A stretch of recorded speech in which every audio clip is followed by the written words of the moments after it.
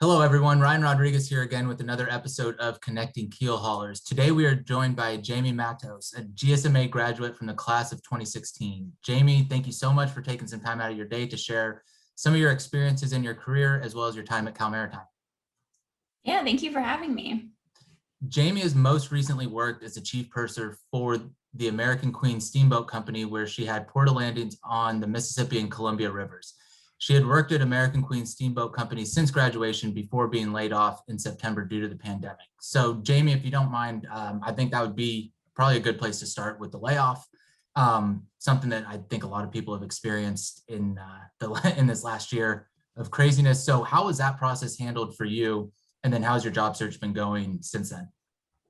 Yeah, so like you said, I had been working on these boats since graduation, and I was actually down in Houma, Louisiana last year, working on the American Countess, which was a new vessel that they were ready to launch. And we had been working really hard, really long hours for a few months, kind of down in the swamp in Louisiana, in the shipyard. And I believe it was like March, I don't know, 15th or so. And we had a big meeting, and basically the company said, I know you guys haven't really been connected to the real world recently, living on board this ship and in the swamp. But there's this thing, going on. We are in the middle of a global pandemic, COVID has hit really hard, and we're going to have to send everybody home. And it was a pretty big blow. I think everyone was really excited to launch this new vessel in April, and we were all really excited. It was like really getting down to the wire. And then we were all told we had to go home. And at this point, I wasn't really watching the news. We had literally just set up televisions on, the boat. So I didn't even really have, access to Wi-Fi or anything. And I was, just go, go, go. This is crunch time. And so we were basically told, you need to go home. So we all went home. And, like a lot of other people, I just kind of waited to see when this would end. And we all thought, June it'll end, July it'll end. And of course it didn't. It's March. And yeah, exactly. Exactly. So unfortunately, by the time September rolled around, we were then laid off. And it was hard. I was definitely pretty sad about it, because I had worked at this company for 4 years at that point. And I felt really close and very loyal to them, because of the fact that that was sort of like my first real big girl job, out of college. And it was a bummer, but of course totally understandable. And I actually recently was invited to reapply, but it's not really something that I think I'm going to be doing, anytime in the near future. I think cruise ships are kind of behind me now. I'm sort of looking for a new career path. It was really fun while it lasted, and I really loved every minute of it. But, we just recently bought a house here in North Carolina, so we're working on that. And it just seemed like a natural time to sort of, kind of part ways with the cruise ship industry. And maybe someday I'll go back to it, but not anytime soon. But as far as looking for a job goes, last year was a lot more challenging for sure. I think people had just laid off so many employees, so they were afraid to hire, last year. And so this year I started reapplying again. And I have had a way better experience. I think a lot more people are open to, starting to hire more people and train new employees. And I think 2021 is definitely, looking up. I would not be nervous if you're someone who's looking to apply, or, you're graduating this year and you're feeling a little bit nervous. It's really not that scary. You'll be fine. Yeah, yeah. I think that's what we've seen in career services too. Is like last year with all the uncertainty, and I mean, I'm thinking back to a year ago right now, and all of a sudden internships started to drop, or people that had internships, it's like they don't have them anymore because the companies didn't know how to proceed. And now they, at least if things are open, like it doesn't seem as much like there's a fear of them dropping, because they kind of know what they're going to do now. so on and so forth with the virus and stuff. So yeah, I think absolutely. it's starting to look up a little bit more, at least, or a little bit more consistency as opposed to the influx nature of, like you said, September, last summer, things of that nature. So Yeah, and I've seen way more like remote positions available, even remote internships. I'm yep. obviously not looking for an internship, but I've seen tons of postings for remote internships now. I think that now that everyone's kind of gotten the hang of Zoom and all of the sort of growing pains in that sort of transition, they're more willing to kind of think outside the box and hire in ways that they might not have in the past. Yeah, totally. No, I mean, things like this happen, and it does drive innovation, or maybe changes that were further on the horizon kind of get accelerated, and it's like, okay, we got to kind of adjust. So yeah, no, I think that's definitely good advice. Any, just before we move on, kind of thinking to when you had your job search when you graduated in not an economic recession and to now, any differences that you've seen or things that you would kind of advise kind of at this time for students looking for jobs? Yeah, something that I felt when I was at Cal Maritime and even now is, looking for a job is a full-time job in itself. It's a lot of really long hours, a lot of kind of weeding through the companies that, are right for you or maybe not, aren't so good for you. And I've always really taken it really seriously. I want to make sure that I'm able to find a company that I will be an asset to and that will benefit from, my employment there, as well as, the other side of that. I want to make sure that I'm in a company where I feel like I'm welcomed, I'm there, and I feel like I'm gaining something from this employment as well. So just, I would recommend just taking it really seriously. Don't, just take any old job. You want to make sure that it's something that you feel passionate about, something that, resonates with you in one way or another. Yeah, no, totally. You're interviewing the company as much as they are interviewing you. Exactly. For sure. Yeah. And you want to make sure that you are waking up in the morning and you're maybe not excited to go to work. I know it's kind of hard. You're not going to be excited every day. Yeah, trust me. Exactly. And I'm not a morning person. So regardless of what company I'm working for, I'm, pretty grumpy in the morning as it is. But at least knowing that you can go there and you're going to be happy and you're not going to be, upset or grumpy or in a bad mood, or, you want to make sure that at the end of the day, you're happy with yourself and your employer, Totally. So thinking still a little bit more with American Queen Steamboat Company. So you worked as a onboard human resource coordinator, then you were a purser, and then you became the chief purser. So tell us kind of what drew you to the company at first, and then these roles and kind of what you did, maybe a little bit for each of them. Yeah. So my path to the American Queen Steamboat Company was kind of long, actually. It took there was a couple of years that led up to it that, in the process of all of it, I didn't even realize that was sort of the road I was headed down. But I would say sophomore year going into junior year, I was in the mess deck and I had overheard a conversation with another student who said that he was a business student, had just gotten an internship on the Golden Bear. And I didn't even really know him that well, but I basically butted into the conversation and said, what are you talking about? I need to know how I can get on this boat. So, he explained that there were two business and logistics, or GSMA, internships available. So I basically just said, okay, fine, I need to figure out how I'm going to get this job. I wanted to be gone that summer anyway. So I talked to the school and basically they said, yeah, for the first part of the summer, we don't need any more cadets in your major. But for the second part of the summer, we have one spot left, and it just happened to be for the Pirates Cove sort of manager internship position. And, I wasn't completely interested in sitting in Pirates Cove all summer, but it was a way to get on the ship. Mm-hmm. And it ended up being really great. I went with Texas Maritime. It was actually mostly Texas Maritime and maybe 30 Cal Maritime students. So it was cool because I got to meet a bunch of other people from another maritime academy, which later on down the road, I actually worked with a few of them. I'm sure you did work on the Mississippi for sure. Yeah, exactly.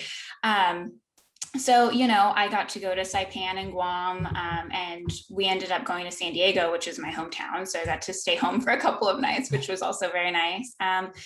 But yeah, so that summer, while I was kind of like hanging out in Pirates Cove, just eating Hot Pockets and, whatever you do down there, I was sort of thinking, I really like being out here. This is fun. This is great. But I also don't really want to be like a techie or an engineer. Everyone was outside working in the sun and it was hot. And I was like, I'm really glad I'm down here and it's air conditioned. So that just sort of sparked my interest in, the maritime hospitality industry, and cruise ships in particular. So the next year, while I was in my junior year of college, I, was constantly in the career fair, working on my resume, trying to find more internships. And I went to the career fair, and I found Alcatraz Cruises in the San Francisco Bay Area. And they were looking for a few students, and they were actually looking for someone who was either GSMA or business and logistics. So I gave them my resume and they called me back. I interviewed with them, and they basically asked me if I wanted to be their sort of like admin assistant intern. So that summer, I stayed in San Francisco with a friend of mine's parents. He was actually graduating from Cal Maritime and said, if you need a place to stay, my parents will take you in. They're going to have empty nest syndrome anyway, so stay with them. And I was so thankful that they let me stay with them, because I probably wouldn't have taken the internship, because I didn't have, the means to find an apartment housing or a place to live. In the area is exactly. It's, insane. So I was really, really grateful for his family, who kind of just took me in and were really wonderful and fed me and, loved me like I was their child or something. So I interned with Alcatraz Cruises that summer, and that was how I found out about the American Queen Steamboat Company, because Hornblower and AQSC are all sister companies and affiliated with Alcatraz Cruises. Gotcha. So the next year, I was in my senior year, and about 3/4 of the way through, I started looking into AQSC, and they had a purser position open as well as the onboard human resources coordinator. And I applied to both and got denied both times. At the time, they had a very strict hiring zone policy, and they were basically just hiring out of Memphis, Tennessee, and New Orleans, Louisiana. Being from San Diego, I didn't have an address in either of those places. Didn't even know anyone I didn't even know anyone there really. So I couldn't just like fake an address. So I told my boss, she had asked me, my boss at Alcatraz Cruises, Margaret Foster Rosner, she asked me basically if I had been looking for jobs or what I was doing, if I had any plans for after graduation. And I told her that I had applied to AQSC and got denied. And she basically said, well, why didn't you tell me? I could have helped you. I know, the VP of Human Resources, Christina Price, she's really great. I can talk to her and see if she'll just go ahead and interview you anyways. And I felt kind of bummed because I really wanted to get the job like on my own, and looking back on it, that was so silly, because it's really all about who you know and, your network and your connections. And it was still my resume. It was still my interview. I still had to impress them. It's not like they were just going to give me the job. So, basically just don't be afraid to ask for help in situations like that, because most people are, very willing to help. So I interviewed with them and I took the job as the onboard human resources coordinator. When Christina Price was interviewing me, she asked me what I knew about HR, and I told her, well, I don't really have a background in that, but I'm willing to learn. And she, you know, kind of took a chance on me, I'm sure. But I think it all ended up, you know, going really well. I learned a ton. I'm sure they felt some growing pains on their side, just dealing with me, not really having any experience in HR, but they were really patient and, you know, worked with me and taught me everything I needed to know. So yeah, I mean, that was sort of the like long kind of drawn out story of how I got there. And then once I was there, I just sort of, you know, worked my way up and I was kind of looking for a change. I had done HR for 2 years and was like, I still liked it. You know, I was still having a really good time, but I just wanted something different. You know, I just needed something, just a change, you know? So the purser position with the sort of potential to eventually be chief purser kind of opened up. So I technically sort of took like a demotion from my HR position in Gotcha. order to potentially be promoted, you know, like Beyond. 10 steps ahead. Yeah. Yeah. So, you know, I was a little sour about that at first. It wasn't the end of the world. And I only ended up doing that job for literally a few months. And then I was sort of, you know, put into the chief purser position by chance. It was just, you know, a bunch of movement, people either leaving the company or moving into other positions or different roles. And it just sort of was like the natural, you know, next step. So I got really lucky and I didn't have to stay in the purser position for too long or anything. But, you know, just having, you know, not closing any doors, being very open to anything really was sort of how I got to that position.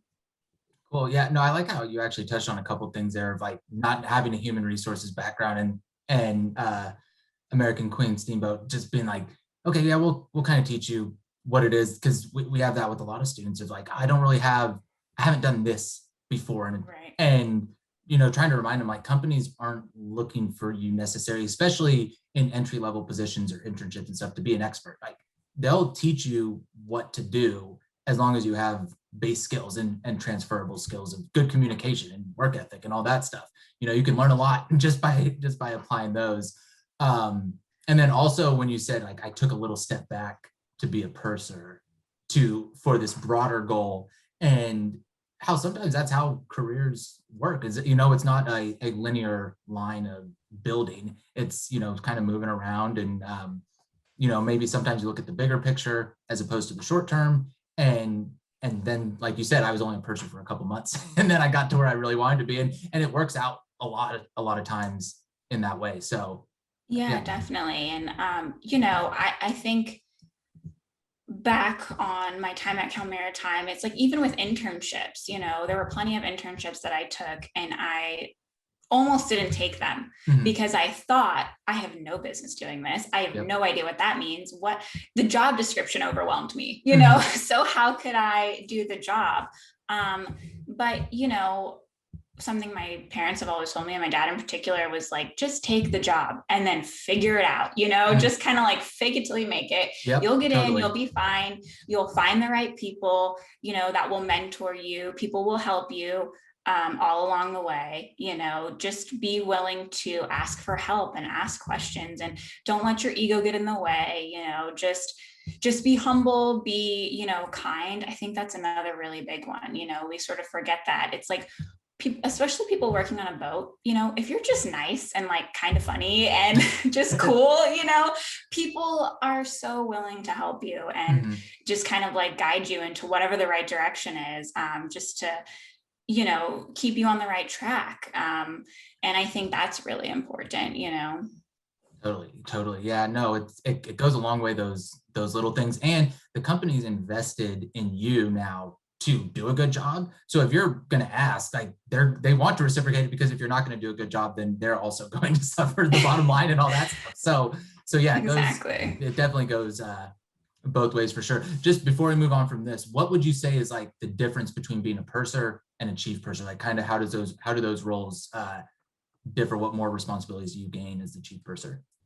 Yeah, so when I was a purser, I was at the desk for, you know, about 10 to 12 hours a day. And at the desk, I mean, the guest services desk. So we were answering all kinds of questions. I mean, taking room service orders, following up with our housekeeping staff if there was ever any issues, with the cabins or anything like that. We were constantly having to communicate with our shore excursions team in order to make sure that our guests were signed up for the shore excursions that they were looking into, going on. It's just a lot of communication with the guests and with other departments, and just making sure you're constantly following up with the guests. If there's ever a complaint, you follow up with the guests. You always want to be, you want to make sure that you follow up with them before they have a chance to follow up with you, Yes. and just make sure their experience is going well. And, one of the things I really liked about being a purser was, we were allowed to send like chocolate covered strawberries to cabins of guests that we really liked in particular, had a connection with, or, we were always encouraged to, just reach out to the guests and communicate with them in a positive way. Because a lot of times, working at the purser's desk, you get a lot of, you have some not so nice interactions with people when they're upset, Customer service So is tough. yeah, so you always want to make sure you're just following up with them and making sure they're having a good time and making sure that their, cruise is running smoothly. And if it's not, then it's your job to kind of turn that around. And as the chief purser, it was a lot more of like the behind the scenes work. I was in charge of payroll and accounting, so making sure that all the crew members were getting paid correctly.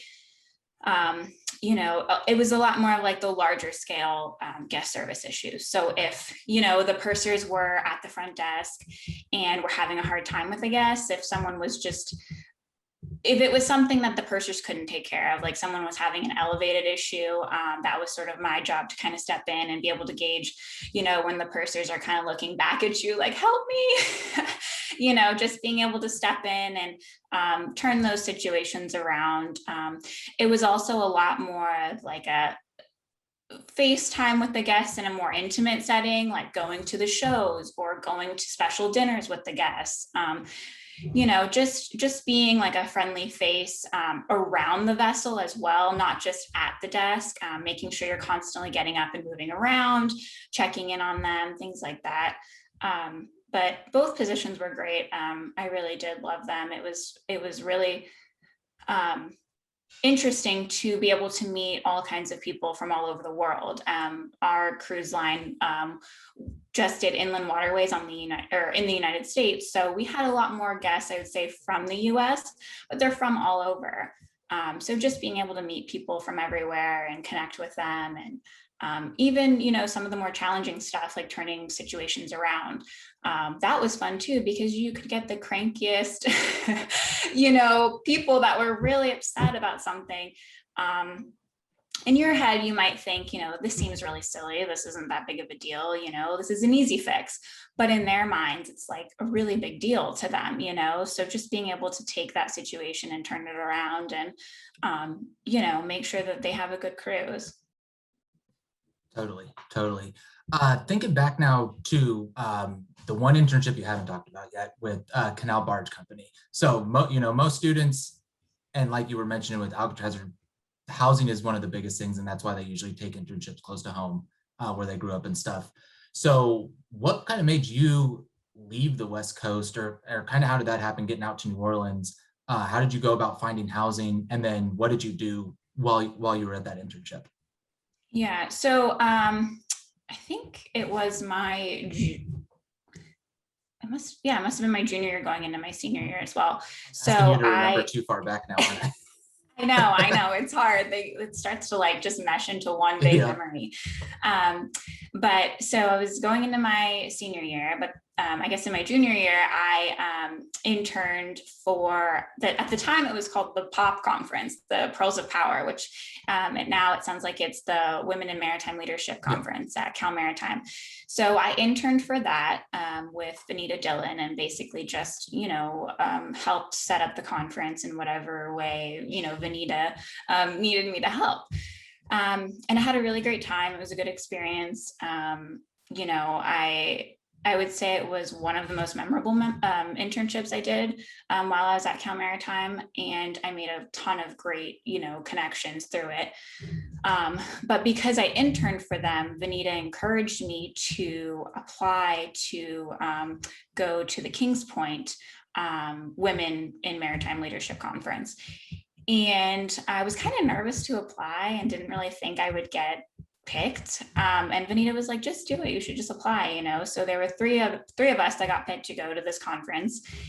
And while I was there, I was listening to a panel, and a woman named Joy Manthe, who was on the panel, was speaking. And, she worked on barges, and I didn't really, have any connection to barges or feel, like that really resonated with me. But she had a really thick New Orleans accent, and I'd been to New Orleans and really loved it. So after after her panel was done, and we could, kind of talk with the panelists, I went up to her and basically explained, who I was and, where I was from. And I just said, I recognize your accent, how's New Orleans? We just kind of had a really basic conversation. And I did not expect anything to come out of this conversation at all. I just was trying to be friendly.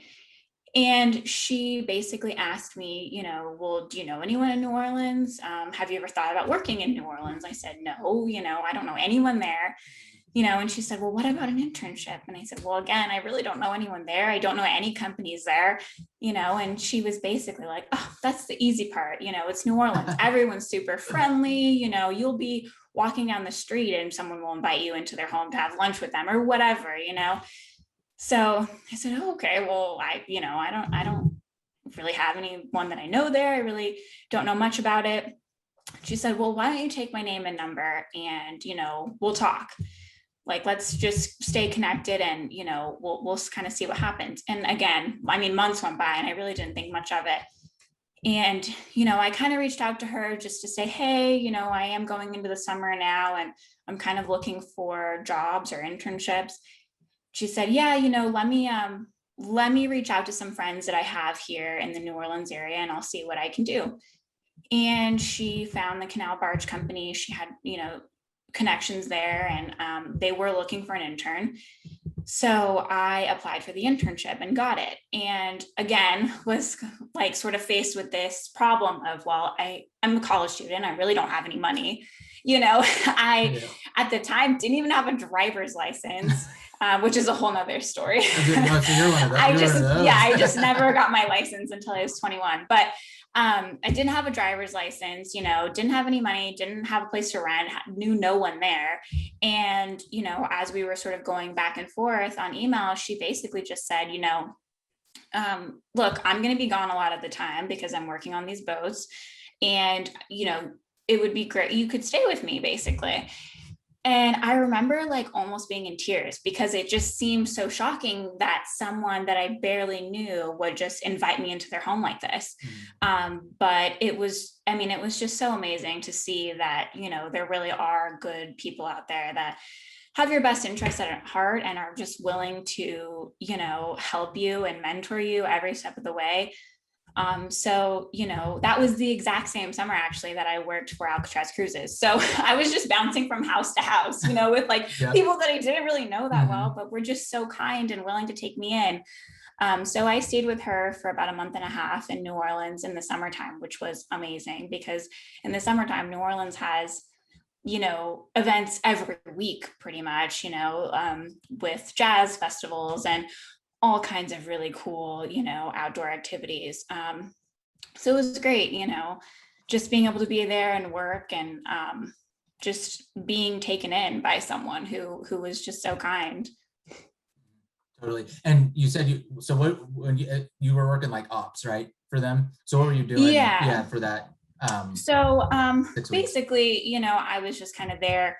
I did whatever they really wanted me to do, as like a lot of internships go. Exactly. But I was there to help them work on their operations manual and just sort of update it. There were some new Coast Guard regulations that had just come into place like that year. So they wanted to make sure that all of their manuals were up to date with Coast Guard regulations and things like that. Gotcha. Yeah, no, that's what we try and tell students all the time. Interns are not going to make you do something crazy. Sometimes you're just being a check for them or a different pair of eyes to make sure things are going Yeah. well. Yeah. Yeah. And if anything, a lot of the time in my internships, I feel like I learned things doing the work that they gave me, but I learned so much more just being around these older people, not old, I don't want to call them old, but like people who were older than me and Yeah. had experienced a professional life for, years, decades, whatever. And just being around them and like observing and, sort of getting to know and understand like, that sort of office etiquette or email etiquette or whatever. I really enjoyed being around other professional people in a completely different way that I hadn't experienced, being at college. Just it's so different being around other college students. You get to kind of be a kid, and then being thrown into this professional world, you're like forced to really present yourself in a different way, and it feels a little uncomfortable at first, but everyone's really nice and everyone knows you're the intern. Everyone's gonna kind of give you a break and be very gracious and helpful. Yeah, and which you actually made a perfect segue into my next question by talking about that, because I wanted to ask, so how did you feel that Cal Maritime, both the GSMA curriculum specifically and then the overall school, prepare you for your jobs and internships? And then how did you feel like you had to go maybe a little bit above and beyond, kind of like you said, like you don't get to learn professional etiquette while at school. That's like the book type stuff that you're learning there. So, you got to get out into the real world to see how that goes. So how did you kind of see Cal Maritime preparing you and then going above that? Yeah. As far as like my major goes, I really loved it. I think I learned a lot. I had really incredible teachers. I hope they're all still there because they were so good. But it's at the time it seems really tedious. I know I wrote a lot of papers. It felt like every week I was writing 10 15 pages for different classes, and after 4 years of all that, it's like, man, when is this ever going to end? Yeah, exactly. But that was something that helped me a ton in my professional life. Just being able to conduct an email and, or a presentation or putting together manuals for the company. I've, helped write SOPs, things like that. And, it's interesting because you think that all of that stuff just sort of comes naturally or is common sense or, is something that we should just know how to do. But I have seen, crazy emails come across my desk where I'm like, what world do we live in where this is an appropriate work email, So just being able to be a professional person, I think, on paper and just being able to present yourself well is a big one. I also think that the leadership that Cal Maritime taught, has also helped me and has really carried me in my professional career. A big one was, the uniforms. It seemed so silly to me, even at Cal Maritime, when people were getting in trouble in the mornings, when we were all being inspected and people were still getting in trouble for their uniforms. I was like, come on, guys, this is not that hard. I know it's 7 a.m. and we're all tired, but like, get it together. It's not that bad. But I've had people on interviews or in interviews ask me, are you okay wearing a uniform? I'm like, well, kindergarten to 12th grade, I went to Catholic school. And then I went to, basically a military-ish school where I had to wear uniforms, so I have no problem doing that. But it's pretty surprising. Yeah, it's surprising that people really can't, do that well, or struggle with it. And I just think that Cal Maritime holds you to a completely different standard. We have had, in the past, I've worked with cadets on our boats who came on for their cruises. And we're only there for a couple of months, but thankfully I had really good experiences with all of them, and they all made me really proud. Nice. Some of them were from Texas Maritime or Mhm. other maritime schools, but a lot of them were from Cal Maritime. And they were all of the cadets that came through were lovely, and very professional and conducted themselves well. And it made me proud because I was hoping that it wouldn't be the other way around, where I'd Mhm. have to be like, I don't know these Yeah, people, or, exactly. I didn't go to school with them. No, Yeah. that's not my, those aren't my people. So, I think it really does show. Because we've also had people in the past who came from hospitality schools, and I wasn't as impressed. They and it's not necessarily their fault, they just aren't from a maritime background, but they didn't understand the chain of command, and that made Yep. things a lot more challenging for them. So you can definitely see a huge difference when someone is from Cal Maritime. And I really attribute that to the Corps and the leadership skills that they give you there. Awesome. Yeah, no, we're always in student affairs talking about, because obviously the licensed track students like really see the benefits of the Corps and the industries that they're going into, where IBL and GSMA sometimes are like, man, why do I have to do this? Like, I'm not necessarily going to do this. But you and a couple other IBL and GSMA alums have all mentioned how the professionalism and things that the Corps gave them that, like you said, it might be annoying. And it probably, it is annoying. Sometimes it's like, why do I have to do these, Yeah. these little things? But it does pay off. And employers even talk about how, the Cal Maritime IBL and GSMA students coming in, like that Corps has set them apart in terms of just their work ethic and how they conduct themselves professionally. So we've just been trying to get that message out a little bit more. Like, yeah, it might not be what you're going to do, but there are these benefits that employers do see down the line for you, for sure. Yeah, absolutely. And, I can even think of one person in particular that I worked with while I was an intern at Canal Barge. He was an older gentleman, probably like in his late 50s, early 60s. And he had gone to, I want to say SUNY Maritime. And, we were like decades apart in age. And he, immediately, just sort of took me under his wing and was very kind,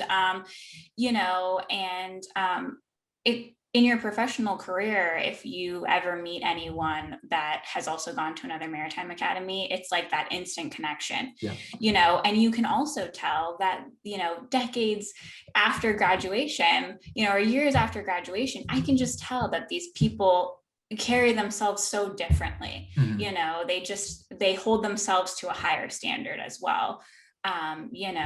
So I always thought that was really interesting as well. I'm going to have to check my standards because I didn't go to a maritime academy. So do I meet these standards? Sure, you're fine. They probably hold you there. Yeah, true. I'm getting indoctrinated in a different way. Yeah, I'm sure Wendy doesn't let you mess around or anything. No, so.